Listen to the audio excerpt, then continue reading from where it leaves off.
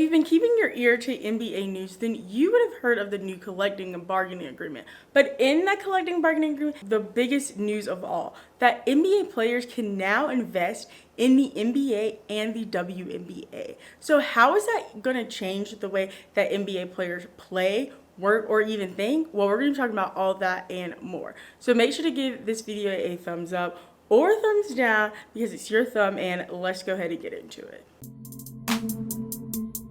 The way that this will work is that NBA players will be able to invest in teams through an NBA Players Association selected private equity firm that will direct them in their choices. This deal also allows players to promote and invest in betting companies and cannabis companies. And they will also be allowed to sign non-gambling and sports betting endorsements, which is a big step for players as the NBA has very close ties with FanDuel and other brands that do sports betting. Now, there haven't been much said about exactly how this will work out as it was just announced a few months ago, but the biggest thing they have announced is what players can do to invest into the WNBA. And those rules are very strict, that not all teams can be invested in.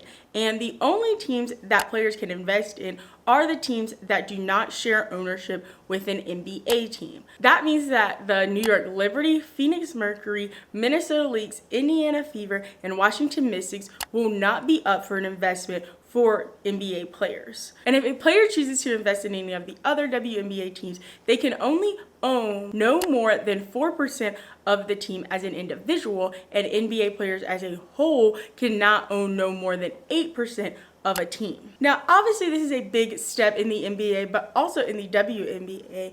And the NBA Players Association executive director said that equity was something she was trying to drive and get the players to have, as they are such a big part of the NBA and they deserve some of that top-down revenue. Obviously, people, fans, and officials are probably afraid of games being fixed, but really them becoming owners, I kind of think will make NBA players more invested and probably stop a little bit of the tanking as we've seen a lot of years, but especially in this past one as everyone is trying to get Victor Wembanyama on their team. This is obviously a massive money gain for NBA players, but also for the NBA as a whole, as the Phoenix Suns were sold for $4 billion this season.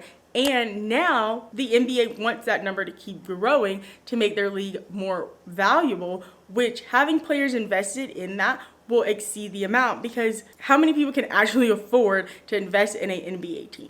And whatever they decide and how they decide to go about this will definitely set precedents for other professional sports leagues, as this is the only league now that will allow current players to invest in teams. Well, now that you know all about NBA players investing into the NBA, make sure to check out this video right here where I talked all about the new collective bargaining agreement in the NBA and some of the new stipulations they have to follow.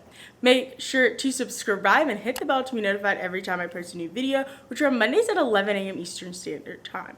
Leave me a comment down below telling me how you feel about NBA players being able to invest in the league. And go ahead and give this video a thumbs up or a thumbs down because it's your thumb. And remember, don't be afraid to join the convo.